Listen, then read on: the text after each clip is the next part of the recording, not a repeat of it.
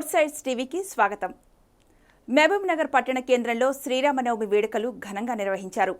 జిల్లా కేంద్రంలోని టీచర్స్ కాలనీలో 20 సంవత్సరాలు చరిత్ర కలిగిన సీతారామాంజనేయ దేవాలయంలో వేడుకలకు ఏర్పాట్లు పూర్తి చేశారు. రాములూరి కళ్యాణానికి ఆలయాన్ని సర్వాంగ సుందరంగా తీర్చిదిద్దారు. సీతారాముల కళ్యాణం చూసేందుకు భక్తులు వేలాదిగా తరలివచ్చారు. ఇక ఇదే అంశానికి సంబంధించి మరింత సమాచారం మా ప్రతినిధి చందు అందిస్తారు. శ్రీరామనవమి సందర్భంగా జిల్లా కేంద్రంలో ఉన్నటువంటి అన్ని రామాలయాలు కూడా ఉదయం నుంచే భక్తులతో కిటకిటలాడుతున్నాయని చెప్పుకోవచ్చు. ఏదైతే శ్రీరామనవమి సందర్భంగా ప్రతి రామాలయంలో కూడా సీత అదేవిధంగా శ్రీరాముడు కళ్యాణ అనంతరము దేవాలయాల్లో అందరూ కూడా అన్నదానము అదేవిధంగా వివిధ సేవా కార్యక్రమాలు అయితే చేస్తున్నారు. ప్రస్తుతం మనం జిల్లా కేంద్రంలో ఉన్నటువంటి టీచర్స్ కాలేజీలో సీతారామాంజనేయ టెంపుల్లో ఉన్నాం. మనం ఇప్పుడు మన దగ్గర ఏదైతే ఉన్నాడో మన టెంపుల్కి సంబంధించినటువంటి అధ్యక్షులు ఉన్నారు, మాట్లాడదాం. చెప్పండి, ఈ యొక్క దేవాలయం యొక్క చరిత్ర ఏంటి, ఇక్కడ జరిపేటటువంటి కార్యక్రమాలు ఏమిటి?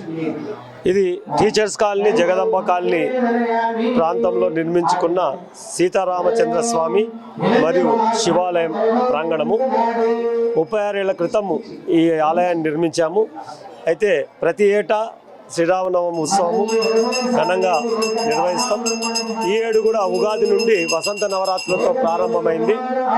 ఈరోజు శ్రీరామనవమి స్వామివారి కళ్యాణము.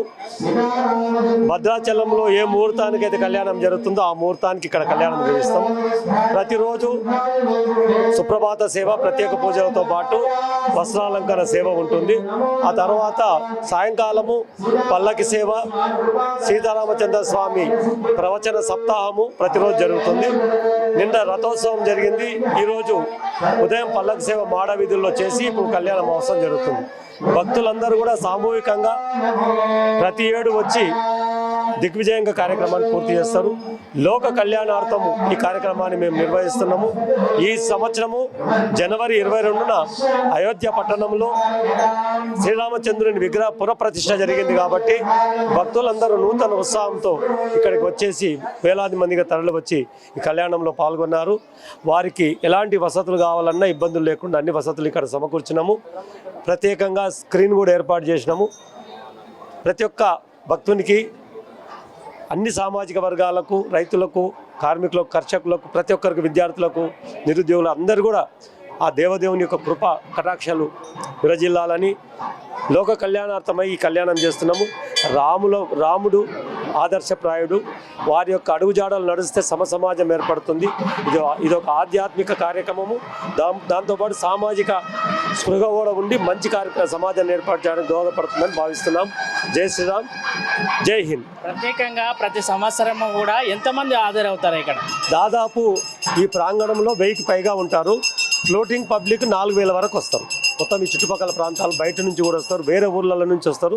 ప్రశస్తమైన ప్రాచీనమైన టెంపుల్ కాబట్టి చాలామంది, సుమారు 4000 మంది పైగా వస్తారు.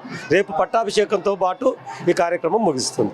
ఇది మొత్తానికి ఏదైతే ఉదయం నుండి కూడా అన్ని కార్యక్రమాలతో పాటు ఏదైతే సాయంత్రకాలంలో పల్లకి సేవతో పాటు అదేవిధంగా స్వామివారి ఊరేగింపు ఉంటుంది. ఏదైతే ఇక్కడ ఉన్నటువంటి గత 15 సంవత్సరాలు కూడా వారు ఈ యొక్క కార్యక్రమాలు అయితే చేస్తున్నామని చెప్తున్నారు. ముఖ్యంగా చూడొచ్చు మనము ఏదైతే దేవాలయంలోనో దేవాలయం కూడా భక్తులు చాలా మంది వస్తున్నారు. ప్రస్తుతం మనం భక్తుల దగ్గర ఉన్నాం, మాట్లాడదాం. ఎక్కడి నుండి వచ్చారు? మర్లు. ఎన్ని సంవత్సరాల నుండి వస్తారు? 4 years. ఎట్లా అనిపిస్తుంది శ్రీరామనవమి? బాగుంది.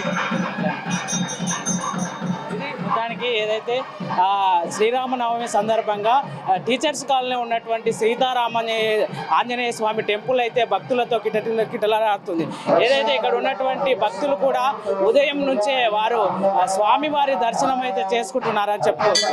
ఇది ఇక్కడ ఉన్నటువంటి తాజా అప్డేట్స్. కెమెరా పర్సన్ కుమార్తో Chandu, four sides TV, Mahabub Nagar.